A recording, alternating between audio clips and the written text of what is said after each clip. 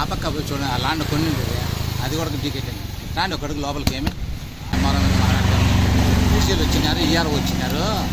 ఆ వద్దు ఆపినామా, మళ్ళీ వచ్చి మంత్రి సార్ రానిచ్చి మంత్రి సార్ అయితే చెప్పించుకున్నాం.